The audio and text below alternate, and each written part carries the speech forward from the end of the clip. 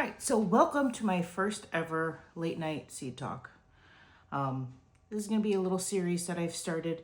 This is where I do all of my seed starting. It's late night, kids are asleep. I'm a mom of two young kids, so a lot of people always ask me, how do you have time for all this? I don't. I stay up late and way too late for what I'm supposed to be doing, and I start all my seeds.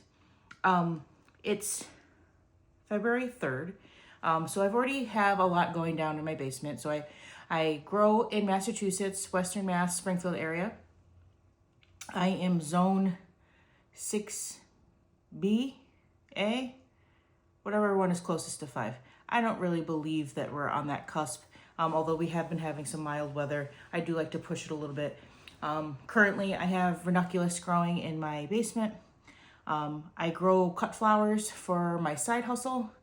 But this year, I'm also going to be investing in a lot of vegetable growth. Who knows what's happening? So I want to just make sure that I am fully prepared and have, with the rising food costs, I'm going to be prepared this year. I grow in my backyard, in my house, in a very big city. So I actually pump out a lot of space, or I pump out a lot of things in a very small space. I have a brand new area that I'm going to be breaking ground in, so I'll take you guys along with that. But today, I just wanted to share what seed varieties I'm going to be starting on the vegetable side. I was going to do a whole video about flowers. I haven't even gotten that crop plan yet done, so let's just start with vegetables, because at least I know where I'm going. So like I said, it's February 3rd, and this is the time where I'm going to be starting onions and my peppers. Peppers are notorious for taking a very long time to germinate. I don't do that paper towel method or anything like that. I just plug them in. I'm going to be growing them in seed trays. Most of my flowers, because I grow, like I said, for cut flower production, so I need lots of them. I do soil blocks for that. But for the peppers, they're going to be in there for a while. I'm just going to use plugs. I have a love-hate relationship with soil blocks. I've hated it in the past. I hated it in the past because I used my own soil mix and it was drying out like crazy. I couldn't keep up with the watering. I'm too busy to keep up with that kind of watering schedule. I have switched. I'll post a video about that later. But I find the trays don't require as much babysitting in terms of watering. And as the season gets busier, I work in higher ed. I'm a culinary instructor. So the semester is just only going to get busier and busier. So I just want to make sure that I plan my time accordingly. So let's get into some of the things that I'm growing. We'll start with the hot peppers. So the first one I'm growing is Purple Perfume. I got this from Baker Creek. So this is an heirloom seed quality. Some people think that they're expensive. I think their germination is fine. I don't mind the price because they have free shipping. So anytime I only need to get like one packet of something, I'll check Baker Creek to see if they have it so that I can just get it and I don't need to sit there and spend probably more money than I needed to just because I wanted to get the free shipping. So this is a purple perfume pepper. I'm actually growing this. It's an ornamental pepper, but also is edible. So I grew, what was the name of it? It was a type of like dark foliage purple pepper, ornamental pepper last year in hopes that I was going to use it in arrangements. I didn't put it in the right spot. It got shaded out by other plants around it. But that one wasn't edible. So now this one has that same deep purple foliage, but the peppers are actually edible. So I'm really excited for this. I've never grown it before, but it's supposed to be pretty spicy. Next one is lemon drop. Lemon drop I've grown in the past. It is very prolific. So if you're looking for a plant that's going to pump out a lot of peppers. So some of these, I'm going to be doing a seedling sale at my local farmer's market. So I'll be growing extra and with the intention of selling them. My thing is unique varieties, so I'm going to try to like limit what I'm growing, but like also provide something that's different than what you can get at like Home Depot. So Lemon Drop kind of does that for me. So this is a very prolific hot spicy pepper. Little small guys, but they have a really, they are citrusy in flavor. Very hot, but makes in very interesting hot sauce.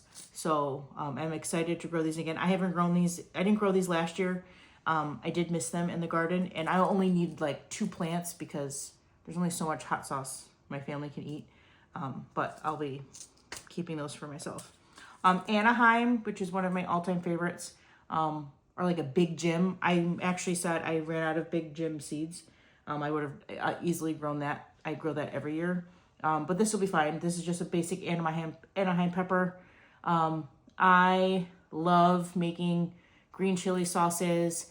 I like letting them ripen to red, and I dry them, and I make salsa matcha and different things with that.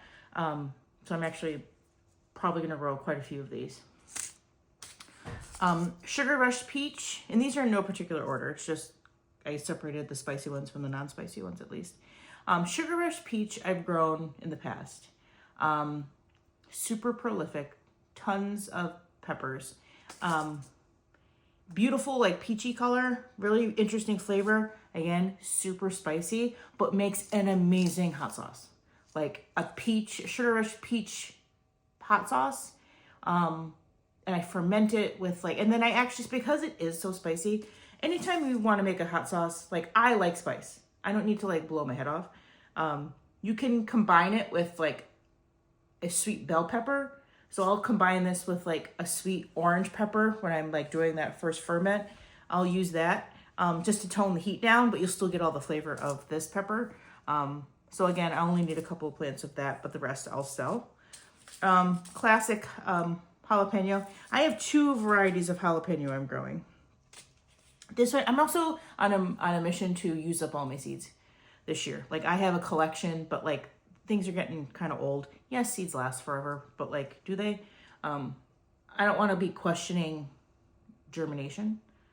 So this one is packed for 2020, 5 years old. So I'm just going to use them up. So I'm going to use these ones up to sell. So these are just from M.I. Gardner. It's an early jalapeno. I like the early jalapeno. They do perform well in northern climates. I'm in Massachusetts, so that fits. But I find them to be a little small. That could be grower error. I've never had a real bumper crop of jalapenos. That's going to change this year. Each year I've tuned in and altered my growing methods to hopefully get them going. But I'll use these. But the other one that I have is called Jedi. So as I'm learning, my first garden was 2019. And by garden, I mean I bought 2 tomatoes and a pepper plant that I overwatered and overloved. 2020, I took it really seriously. I grew everything from seed myself. I'm self-taught. While everybody was doing all of these things, I learned how to garden. I had a 1-year-old at the time. So that's something that I could do at home. Again, late night. See, I've been gardening late night for 5 years now. But each year I've been dialing it in. So now when I'm looking for seeds, now that I've seen what performs in my climate and what works and what doesn't, I'm noticing some things. So when I purchase seeds, I'm now looking for certain characteristics. So I also want something that's really prolific. And this one, and I like stuffing jalapenos. So jalapeno poppers, all those things. So I'm growing the Jedi, I think, because of the size. So I wanted, culinarily wise, the early jalapenos were kind of small and not good for stuffing. So I chose this Jedi in hopes that I'll have a nice bigger pepper. Next is from Johnny's. The Jedi is also from Johnny's. Is a Baron pepper, which is a kind of poblano. Oh my God. Which is a form of poblano. I love chili rellenos, one of my all-time favorite meals of all time. So when I was looking for seeds, I wanted some. The ones I grew in the past, I don't even know if they were labeled as a certain variety. They were so spicy. I like spicy. They're a little spicy, too much spice for me on the spice brand. So I don't know if these are going to be less spicy, but they're known to be blocky and large, so easier to stuff. The other ones were kind of on the smaller side. So again, I'm trying to learn from my past varieties, and this one's going to be a bigger one. This one, I only got a few. I had a whole thing with peppers last year. I experimented in grow bags. It didn't work out. I'll explain that one day to you. But from what I got from this New Mexican or New Mex lemon spice pepper, awesome flavor. Like it was interesting. Like it's like a jalapeno, but like it's more interesting cousin. So I'm going to be growing quite a few of these. This I think would also make a very interesting hot sauce. So this is described of having a citrus undertone. So this might go nice with the lemon drop if I can combine this lemon spice to it. And that is it for hot peppers. So interesting. So I ordered some, I don't actually have all my seeds. I ordered some more seeds, of course, 'tis the season, from Row 7 Seeds. And I ordered some habanadas. So nada habanada. So there is no spice to it. So it's all the flavor of a habanero, but no spice. Another great variety to use in hot sauces. You can combine like one habanero with like a bunch of habanadas so that it's not going to blow your face off. I'm also growing nadapenos. These are good. It's a jalapeno without the spice. Baker Creek, when you spend a certain amount, they always send you a free seed. So I have purchased these, but also I was lucky enough to one year also get my free packet was nadapenos. They're on the smaller side, but my mother, like my kids don't like spice. So I could make a batch of jalapeno poppers that have no spice to them. And they'll eat them. You just got to remember which ones are the spicy ones and which ones are not, and make sure your labeling is on point because you don't want to accidentally do that. Last year, I could have sworn I grew sweet cherry peppers. I took a giant bite of a beautiful big red one, knocked my socks off. I was panicking trying to find water, and then my 3-year-old daughter came behind me, took a bite of the pepper without me noticing, and she also burnt her face off, poor little thing.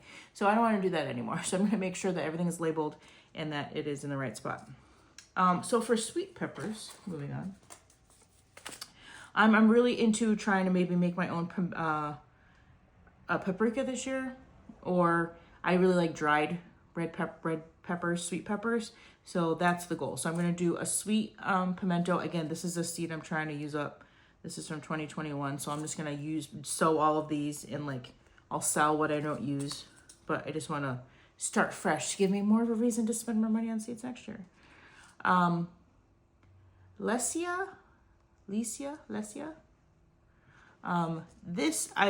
year I was determined to buy the most flavorful red pepper, the sweetest peppers. So this is one of the varieties that popped up. The descriptor is believed to be one of the sweetest of all peppers and with the thickest flesh we've ever seen. So it's a thick, sweet pepper, which is great for high yields, rugged. So it's easy to grow. So that's a nice thick wall is going to give you, make good for drying. De Cocina pepper. I've grown this many times. Pretty prolific, thin mold, but like really, and it's really kind of a shorter plant, but really intensely flavored and really delicious. So again, I'm trying to maybe I'll make my own like pepper blend, like dried pepper mix. I'm really trying to work on preserving this year. So if I could like dry a bunch of peppers, because I use them to make like chili con carne and things like that, I'll be really happy. Oh, this is a classic. I'll be growing a lot of these because I'll probably try to sell a lot of these. Shishitos. So this is an older packet, but I have this one as well. Shishitos is a family favorite of mine. Blistered with a little bit of a garlic aioli, classic. They just are really great frying pepper. You can fry them in oil. You can grill them. You really can't go wrong. Great side dish. So like in the summertime when I don't feel like cooking like everybody else, this is a good side dish. Easy, fast. I could probably get my youngest to eat it. She's into vegetables. Corno de Toro, yellow. So I have I had red peppers of this, but you know what? I grow this every year and I always lose the label. And then when they're green, I can't tell which one was the yellow, which one was the red. And then I get too impatient to let it ripen. But this one is high yield, so I was going for high yields in that guy. So this will be in my garden. And also I just wanted a different color. This Jimmy Nardello, I bought this seed. Well, I've tried buying these seeds last year. I bought them. I misplaced the seed packet, and I never got a chance to sow them. So I was so pissed because this is like the culinary pepper. Everybody's saying like this is like the trendiest of all. But it is an Italian frying pepper. So I'm hoping between the shishitos and these that I do love like a fried pepper side on like in the summer months with like some grilled meats. So I haven't grown this before. I'm excited to try it.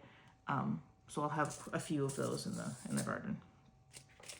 Red Marconi. So red Marconi and the Di Toro. These are very similar in size.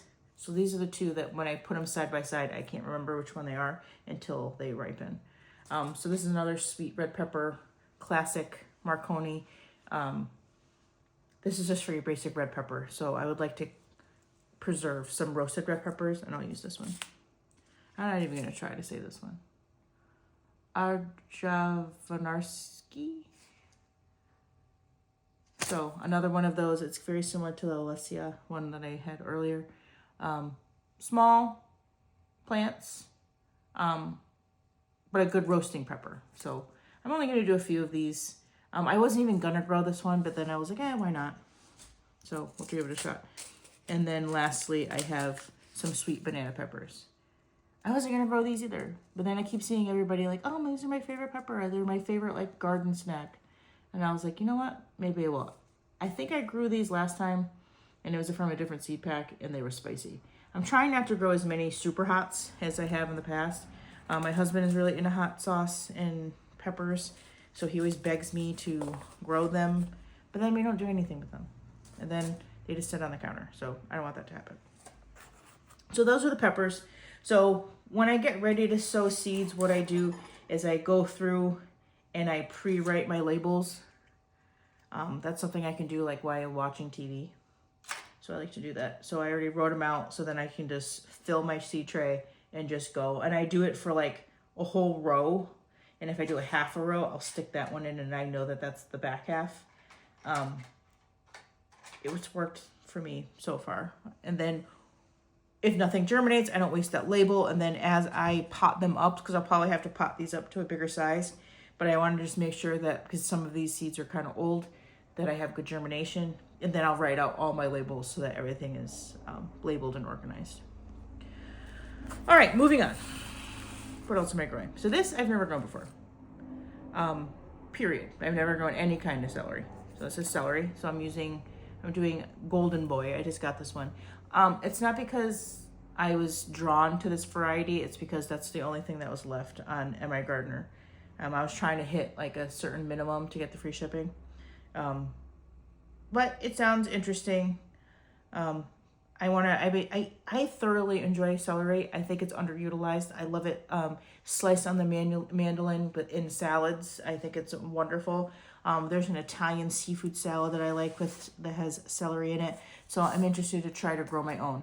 I've never grown it before. I'm always curious, like, how does it compare to like grocery store? Is it gonna be better? Is it gonna be the same? But I'm gonna be starting these soon. I know that they are not frost. I don't think they're frost tolerant, but they're a longer grow. So I'll make sure that I time that correctly. In terms of edible flowers, I'm going to be growing some chamomile. I've grown chamomile in the past, and then it kind of self-seeded everywhere, but I think I finally weeded it out and I'm ready to do it again. This is also, I'm basically growing this for, to sell as well, seedlings. But I'll keep a few for myself. Next is something that's completely new, and I need to I should probably start these right after I'm done talking with you fine folks, is roselle. It is another long growing thing. It loves like warmer weather. It's probably not what I have. So this is hibiscus. So Jamaica And culinarily wise, I love hibiscus. Hibiscus tea is one of my favorite things. Passion tea from Starbucks was like my thing for the longest time before I drank coffee. I love things that are sour and tart, and this is the right thing. So this, I think it gets to be a huge plant. So I'm only going to grow a few. Maybe I'll sell a few. But I'm actually really excited to grow this. I got to find like that perfect spot. I'm going to tuck it somewhere, maybe along my fence line, so that it can grow to its full potential. Onions, actually, I'm going to start onions tonight because tis the season. I have some, so onion seeds. So as I'm talking about trying to use up old seeds, most seeds will hold for a long time. So like pepper seeds, the germination is fine. Tomatoes, you can use like decades old seeds and you'll probably still get some germination. Germination might be spotty, but you still get germination. I have found that onion seeds do lose their punch even from a year. So I bought most of these. So some of these are new, some of these are old. The ones that, so this one's from 2025, but I still have a pack of the old ones. I'm just gonna seed all of it to use this one up, and if I get anything from it, I get something. If I don't, it's fine. I already bought new. I just realized I don't have this like a regular like yellow onion. I guess I'm only growing red. I'll have to find some. So I've got bunching onions. The first time I grew scallions, I was like, dude, these take forever. When do they come? So make sure you plant these early enough. It's 110 days to maturity, and they don't really like warm weather. So I'm going to start these now, get them out now, in hopes to get scallions. I use scallions in everything. Scallion oil.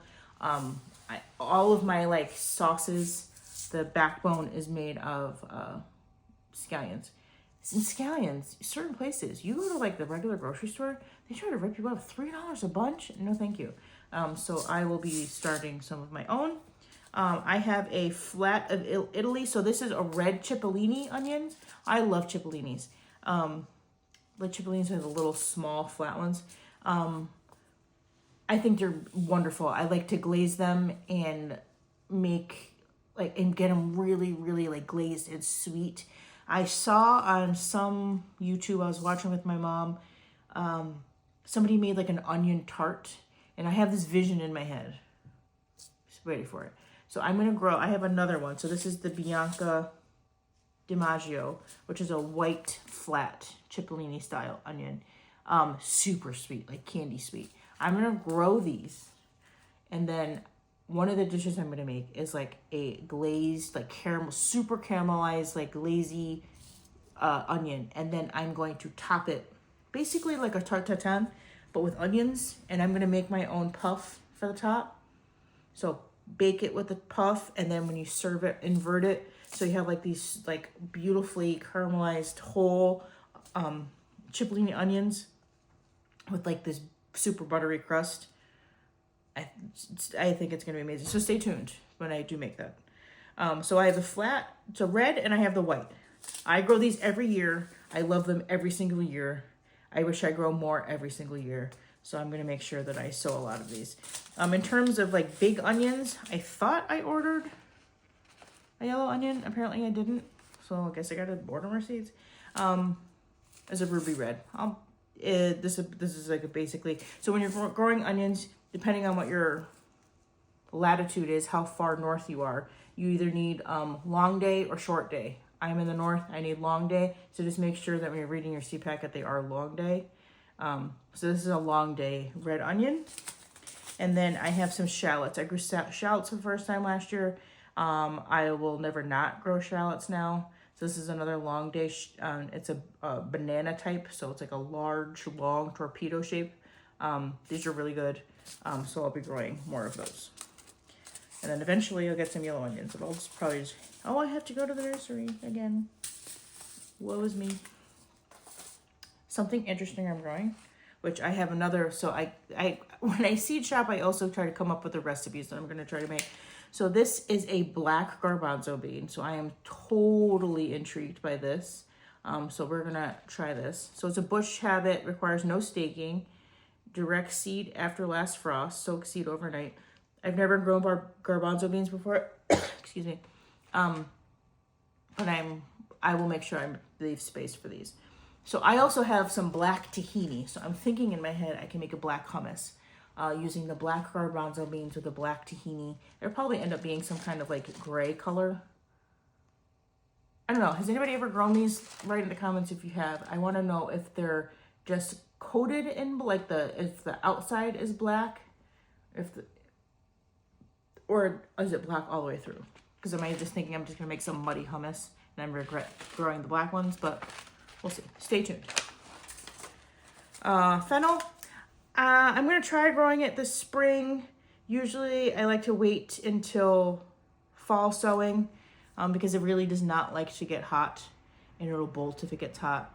So maybe I can find a spot that's kind of like in a more of a shaded spot or that gets afternoon sun and try to do some fennel. I make a shaved fennel salad. Delicious. I wasn't gonna grow this, but I accidentally grabbed it in my seed things and I was like, yeah, maybe I should. Turnips. Shikogan. I think I'm also gonna mostly grow these for the greens. Turnip greens are delicious. Sorrel. So this is a dock. I've never grown this before. I'm going to kind of want to grow it first for like a landscape purpose, but it's edible. So sorrel has that like tangy flavor to it, like a sour green. It doesn't sound very appetizing, but I'm in. Kohlrabi. This is always the free seed pack from Baker Creek. And every year I'm like, nope. But maybe this year I am. Again, I'm trying to grow more food that my family actually eats. This is something that I would actually use. Sometimes I grow things that are too obscure and then I don't end up using them. Or I stare at them because they're too pretty and I don't want to cook with them. But I'll do some purple kohlrabi for ha-has. I might put these in I have a vertical, what are those things called? It'll come to me. The vertical tower for growing. I might put those in there. Wasabi radish, another free seed, so why not? Let's try it out. My daughter is obsessed with all things Japanese food. She's 6. Sushi is her favorite. Likes wasabi, so I'm curious to that. Even if I don't, as being a culinary instructor, some of these interesting things, that's another reason why I want to grow them, is if I can show them to my students, because there's no way they have seen a Japanese wasabi radish or even purple kohlrabi. So it can be a teachable moment. Next up, I have lettuces. So I don't have like well, I guess I do. Little Gem is a must grow. Butter Crunch is a must grow. I'm only growing the bronze mignonette because it is supposedly can handle a little more heat. The problem with lettuce is that I can grow it beautifully with minimal pressure. I actually like to put lettuce in my window boxes right on the front because that is a shadier spot and it looks beautiful in the spring. But as soon as it starts to heat up, they bolt. So then like I'm looking at them, savoring these beautiful heads of lettuce, and then I don't catch them in time. And then arugula. My husband thinks it tastes like grass, but I could eat it with every meal. So I grow this for myself. But this is a slow bolt arugula, another one that does not like warm temperatures. Kale. I think I'm going to try to grow some baby lettuces this year. Usually I do let them head up. But again, ain't nobody got time for that. So I'm going to do some baby. So this is a mix. It's just a different blend of kale. My husband's a huge fan of kale. I can get him to eat that. This is the free seed, but also what I grow this every year, no doubt. The cabbage, the cabbage moths, love it. It gets covered in bugs every year. But if I wait them out, the plant usually bounces back. When I have time, I do spray with BT, just on these, just to make sure to kill off any of those, caterpillars. It's so funny. My kids know those little white moths that come over. When they were little, they used to call them butterflies. And I'm like, do not be mistaken. That is not a butterfly. It's a plant-eating moth. No, thank you. So I'll grow these. Apparently my husband loves Swiss chard, and yet I've never grown it for him. So I have a bunch of them. I have a red, a Oriole, which is like a yellowish orange, and magenta. So I'll just make my own mix, and I'll grow these. Again, I'm giving more space to edible gardening. This is something that will give me greens into the heat of the summer. Swiss chard doesn't tend to hate heat as much, so chard it is. Peas are another one that lose germination. So I have a bunch of pea seeds that I just want to like sow. I don't like giving a huge amount of space to peas because I feel like it takes like so many plants to get something that you can use in a side dish. Maybe it's me. It could be. But they end up being just my garden snack. I can usually never get enough to do like, I would never have enough to do like a side dish of green beans in the past, or peas in the past. Because then I got to dedicate all that space in the garden. And I never forget the first year I grew a garden where I'm like spring. So I'm thinking like March, April. And then I get to put something else in. Spring, actually, like peas don't start producing until like May, June.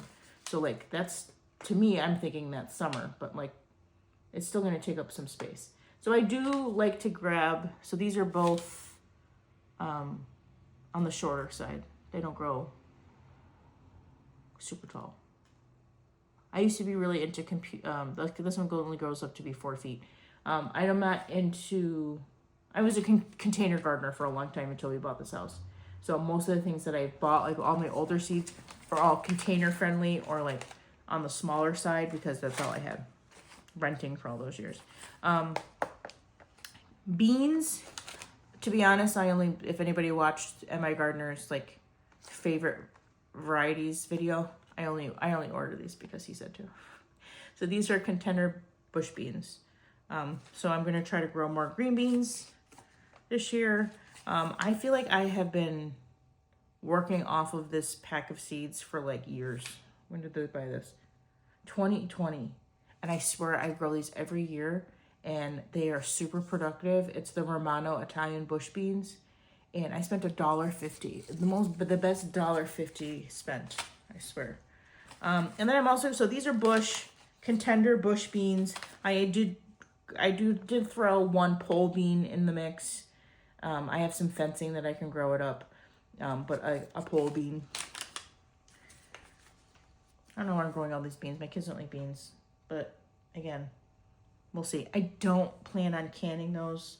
I don't like a canned green bean. I'll probably freeze in order to preserve them, or just try to only grow enough to eat them fresh because fresh green beans are really the only type of green bean that I like. Growing up, my mother, bless her, and she might be watching, she knows this, I've told this story many times. I grew up eating canned vegetables, and I remember thinking to myself, something ain't right. This ain't right. And there was that small pot in the corner burner with that can of green beans that just simmered there for quite some time. And it was gross, and I hated them. But then I remember going to her friend's house, who was a gardener, and she had green beans growing on the vine. And I remember like grabbing one off the plant and eating it. And I'm like, that's good. I'd eat that. Mom, like, what's going on? And even frozen ones, they lose their texture. So I'm very textural when it comes to food. That should have been a sign that I was going to be a chef. Who knows? My dad just told me I had expensive taste. But no, I think I just had quality. I'm going to grow beets. I love beets. Beets can go no wrong. I love every kind. It doesn't matter. Red. I did order the Row 7 Badger beets that are supposed to be, like, have no earthiness to it, because that's what most people think beets taste, really like dirt. I don't mind that. So I've got the Detroit Golden, just a regular Detroit Red, and an early top. I'm just going to do like my own little mix of those. Beet greens are also super delicious. Last year, I think was one of my most successful beet growing. I grew them in a container. The grow stock, that's what I was thinking of. I put them in the top of that. They grew wonderfully. Now let's talk about cucumbers.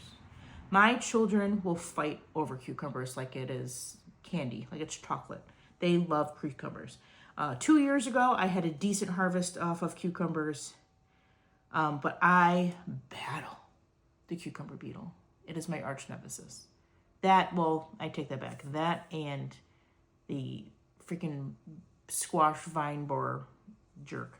Anyways, I have been searching high and low for disease-resistant cucumbers, because the cucumber beetle, it eats the leaves, it spread diseases, and then all of a sudden your perfectly good-looking cucumber plant, you look at it the next day and it is shriveled and crispy brown, and you're like, what happened?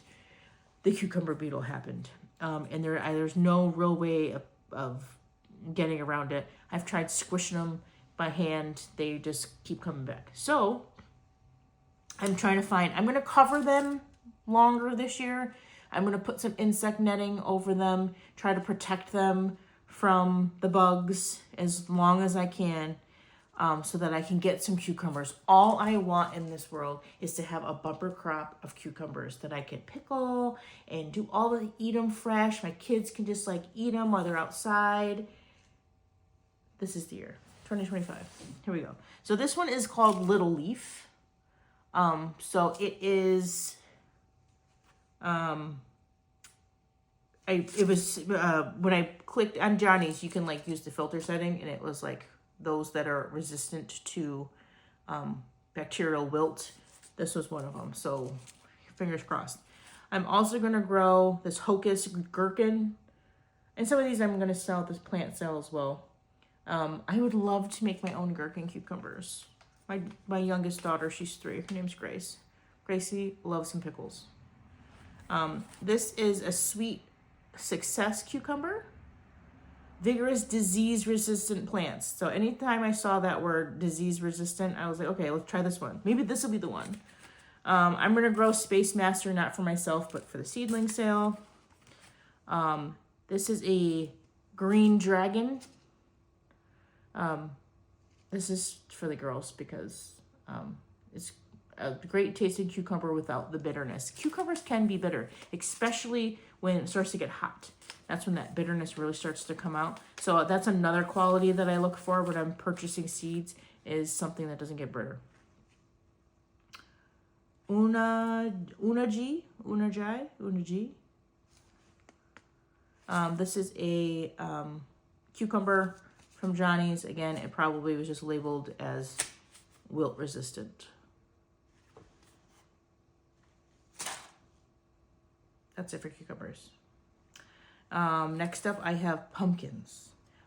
Pumpkins are arguably, if I had to pick one crop to grow, it would be pumpkins. I love them. I love the way a vine can take over your yard. I love when they self-seed and volunteer. And I'll let that thing, you want to attack my house? Go right ahead. I'm in. Do you, boo. So some of my pumpkins I get from Blue Pumpkin Seed Company as a recommendation from Sunshine and Flora. They have really interesting varieties. I do like to grow them because I do a fall market here in Massachusetts. And I like to decorate small pumpkins with dried flowers. They sell like hotcakes come fall.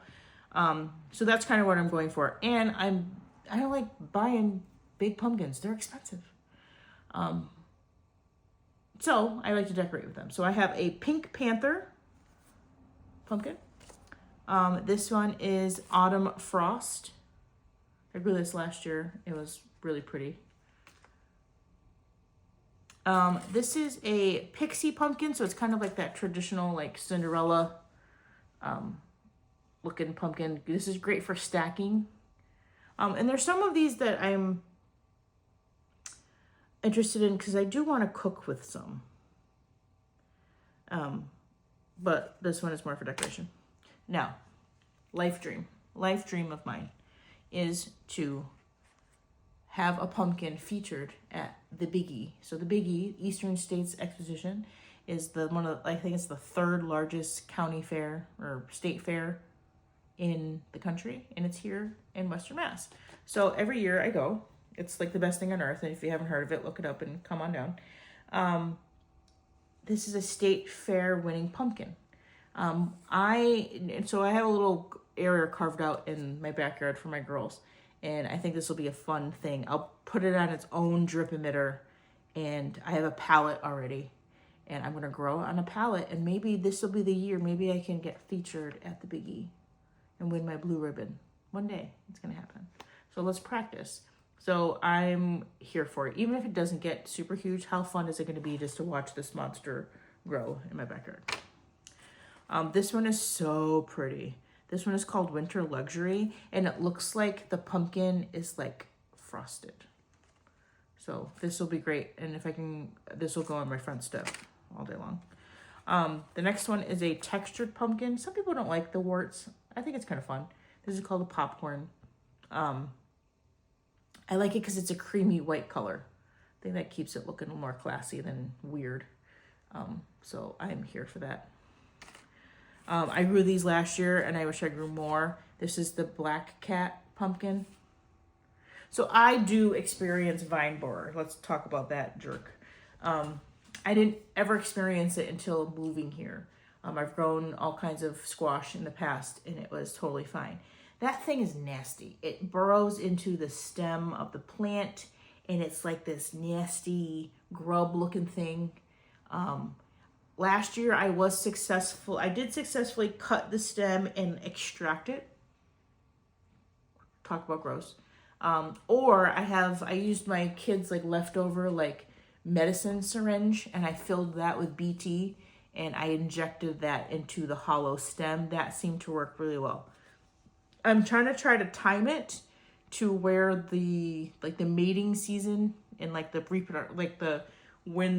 the larva, between the larva and adult season, that's when I'm going to try to tie my pumpkins. I usually plant my pumpkins in July after I take garlic out. But I might start them earlier this year to try to avoid it. Or even if I have to cover them, I'll do that too. Because they go after my zucchini every time. So I'm going to try to grow. We'll see if it works. I do direct seed these because I think it just makes for a stronger plant. Although I did see that if you transplant them, you can kind of avoid that damn borer. But I just don't feel like it's as good for the plant. So maybe I'll do both. Maybe I'll direct seed some and some I'll transplant just so I have a backup. And sometimes I do plant some extra ones, even if I know I'm never going to use them, in case one of them dies from that bug. I do get powdery mildew as well, so that is a quality I do look for when I am buying seeds as well. So I've got Black Beauty, which is your classic, really dark-skinned zucchini, and then Cube of Butter. Cube of Butter is the most beautiful yellow. My sister bought me these seeds, actually. I actually like the squash because I like the squash blossoms, although pumpkin blossoms make for a better stuffed zucchini blossom because they're bigger. So, I mean, the amount of squash I'm trying to go. I think I'm going to invest in some kind of arch trellis this year, and I think I'm going to grow them over an arc. Decorative spinning gourd. I planted this last year. It got so overshadowed by my nasturtium. I think they grew, but I never really saw them because they were undercover. Delicata squash. Love to eat it. I grew one that was only about like 2 inches long. That plant struggled because it was fighting off the rough upbringing of all of the pest pressure. So that was good what I got. Sophie. This is a zucchini. It's probably disease resistant. That's probably why I picked this one. I'm not quite sure why I picked this one, but Sophie. Okay. Table King. So this is an acorn squash. I can only grow and this seems like a lot. I was like, wow, how much squash do you need? But how much squash do you need? I only need like a handful of squash. My family, we don't go through that much squash. I don't have that much storage space anyway. So I only grow like 2 vines of each one to get a variety. And then I just have like a variety of a lot of squash instead of having like, I don't need 15 acorn squash. Mini gourds, I think I'm going to try growing this. I say I'm going to do it every year and then I don't. But this one is only 4 inches in size, but I was thinking for crafts. Me and my mom are crafty, so I'm thinking maybe I'll grow her some gourds and we'll make something interesting. Red curry squash is one of my favorite tasting squashes. It's a dense flesh, and it's a really smooth consistency when you make your puree. So when you want to do like a squash puree on a plate, this with some like seared scallops, chef's kiss. So red curry. I grow this every year, not very successfully. One year I grew it and it was really great, but I was growing it on a chain link fence and it grew inside the fence. So then I couldn't harvest it. Another delicata, this one's called Honey Boat. I think I just bought it because that's what botanical interest has. Butternut squash is actually pretty resistant to the vine borer. So I've had pretty great success growing these every year. I usually grow a honey nut, but I think I'm going to grow the bigger size this year. Honey nut has become kind of readily available. I don't really like growing things that you can easily find in the grocery store because what's going to inspire me to keep it try to keep this plant healthy if for like $1 I can buy it at the grocery store. Marmalade winter squash is another squash. This one I was going by flavor. So the descriptor on here was great. I want something that is sweet and flavorful and like some squash can be like either watery, it can be stringy, or it can be kind of vegetal. And I want that. So I want something like super creamy and yummy. So I mean that's it for squash. That's a lot of squash, but oh my god, and I can't wait for you guys to see how big my backyard is because you're gonna be like, how are you fitting all of these things back there? But trust and believe, you can grow a lot of stuff in a small space. All right, moving on to eggplant. So you really only need a couple eggplant plants because there's not many preservation methods I find that are successful for eggplant. So you just got to be able to keep up with it and eat it as it's growing. So I'm going to do a Black Beauty. I didn't grow this last year and I regretted it. I'm also going to be selling this one. It's just your classic big, round, glossy looking eggplant. Eggplant is one of my favorite things to grow. A long purple. This one is great because it doesn't, so a more of an Italian style eggplant can be bitter. So you got to salt it, slice it, salt it, traditional way you cook eggplant before you use it. I find that these like longer versions aren't as bitter and don't require that salting thing. So you can kind of like, and they have less seeds. So they're just easier to cook with, I find. And this is a Syrian stuffing pepper. So I'll probably only grow like 1 plant of this and just make a few dishes with that. And that's all I need for, usually, I mean, sometimes it's fun to get into the different things of eggplant, but I'm kind of over it. Eggplant is kind of actually what started me into gardening because I lived in New York City for 10 years. And after moving back to Massachusetts to start a family, I remember being like going to the grocery store and seeing like one variety of eggplant. I'm like, where's the Casper? Where's the graffiti eggplant? And I'm like, oh, they don't have that here. If I want these interesting varieties, I have to grow it myself. Okay, so then I was like, okay, I'm going to grow it. So that's what started. It's kind of funny that ironically I have kind of like dialed back and I now grow the boring eggplant. You're not boring, you're beautiful, but like it's not graffiti. I'm gonna regret growing these because they're gonna self-seed everywhere because they asked me how I know. Purple tomatillos. This plant gets massive. It's gonna make way more fruit than you ever need. You have to have 2 plants. Like you need 2 plants because they need to cross-pollinate.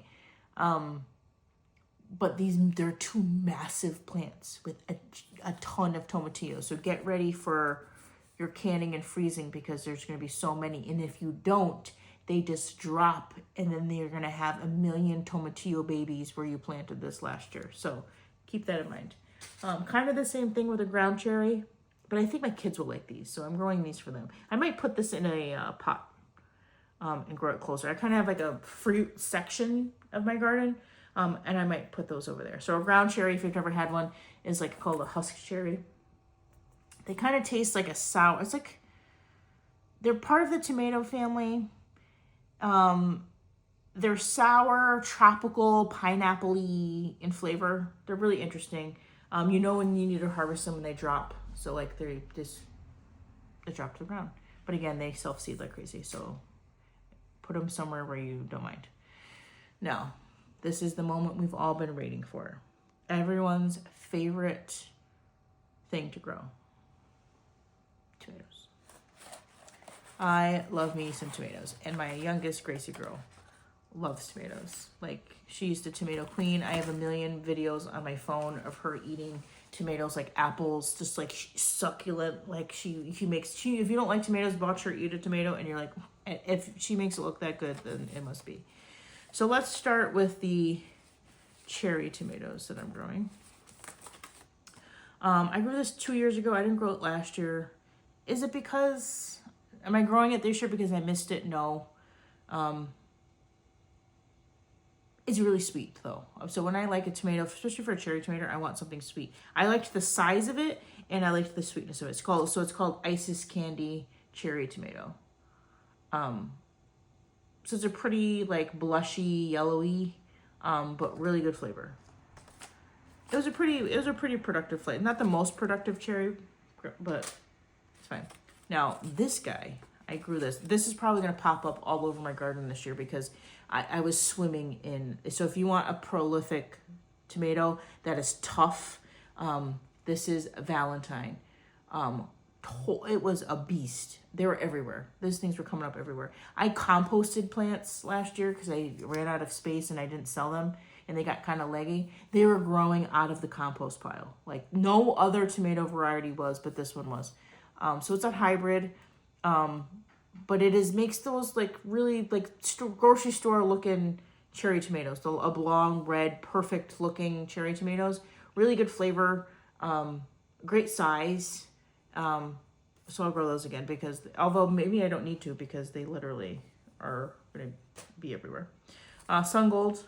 Who doesn't love a Sun Gold? Sun Gold every year is the first tomato to ripen in my garden. Every single year. I grow it every time. It's the best tasting. There's nothing better than a quick Sun Gold tomato sauce with spaghetti. Sun Gold tomatoes, butter, spaghetti, finished with basil. Nothing better. Now, my all-time favorite cherry tomato is from Row 7 Seeds. It is called Sweet Prince. And it is like your basic, like red, like cherry tomato. It is what a tomato should taste like. It is perfectly balanced. It is deep in flavor. But the thing is, you have to let it really ripen. If you eat it when it's like a day shot, like early of ripening, it's not going to be the same. So this is the one. Also really great for like sun-dried tomatoes. Lovely. So I just ordered more, but I've got a few left in here. But this will be a must grow for me every year. Every single year. And that is it for, oh no, I lied. Black strawberry. I grow this to sell. It is an interesting plant and pretty. It makes a pretty bowl of cherry tomatoes. I usually just sell it because it's like a easy, like, ooh, a black strawberry tomato. And people are like, what? I have to try that. Flavor's fine. It's not the most exciting thing in the world.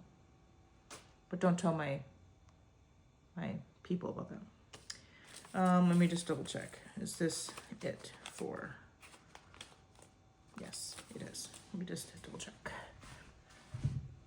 Okay. For a minute, I thought I wasn't recording, and then I thought, oh my God, did I just get through this? And I didn't hit record. All right, the next two tomatoes, actually 3 tomatoes, I've never grown before. Rose de Bernie, Rose de Bernay, and alpaca,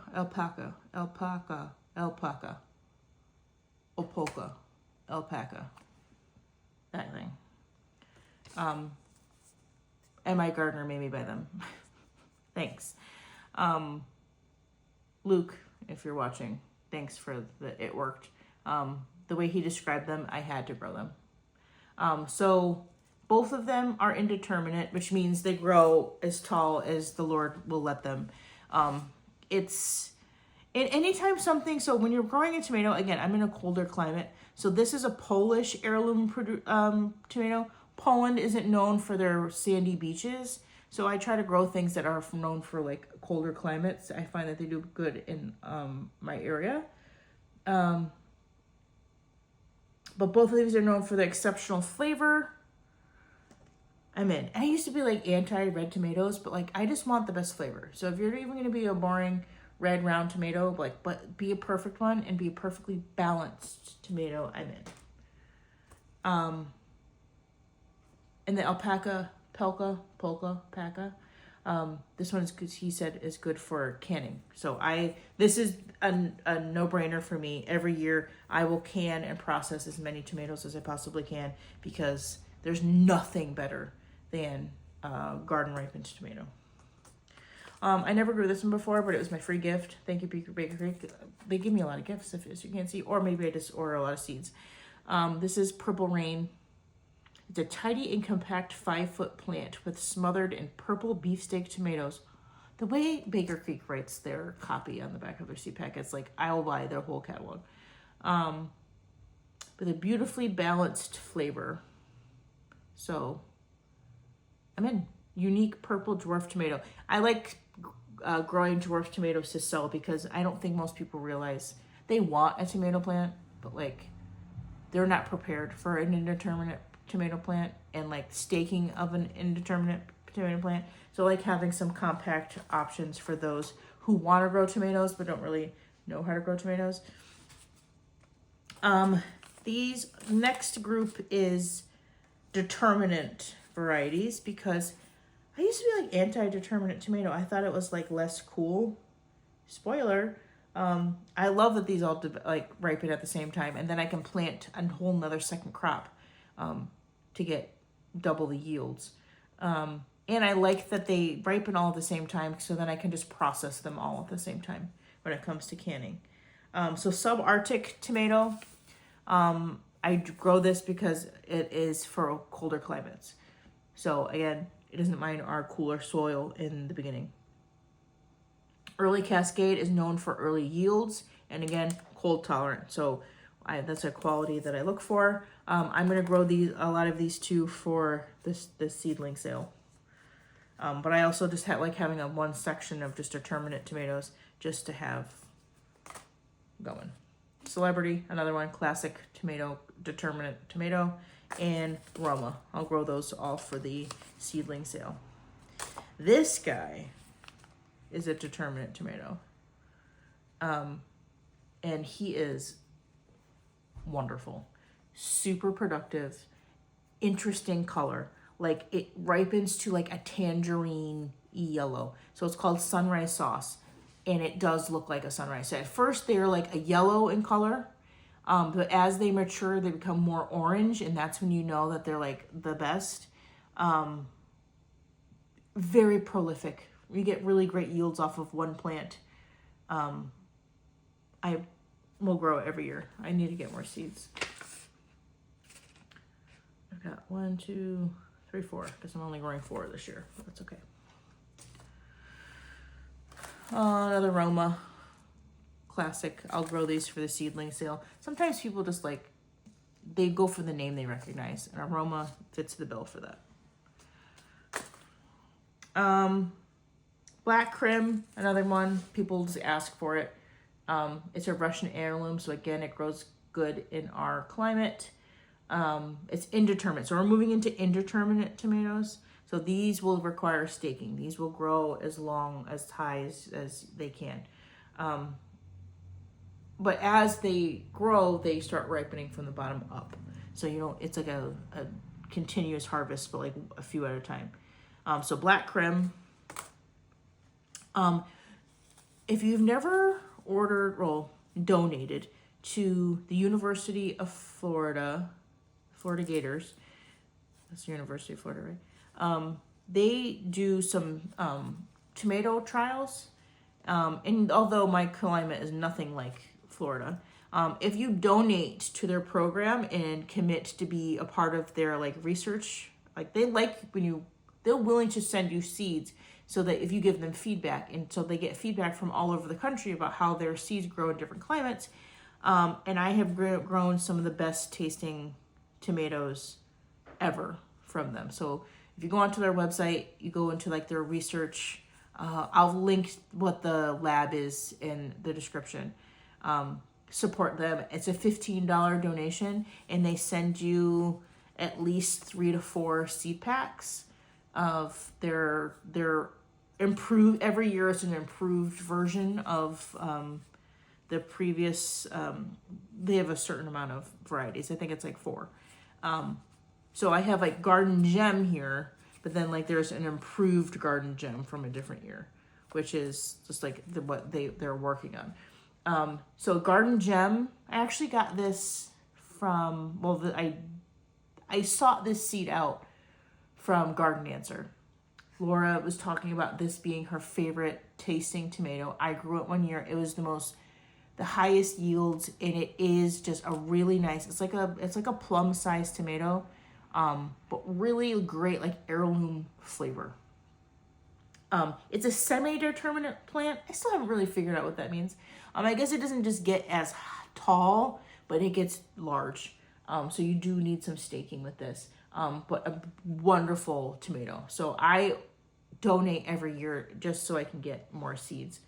So Garden Gem tomato, love.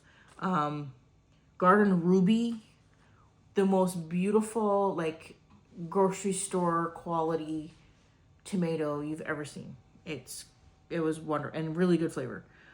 Garden Treasure is similar to me. I find Garden Treasure is very similar to the Garden or Garden Ruby, but it's a Ruby is a determinate plant. Garden Treasure is indeterminate, so it is one of the taller guys.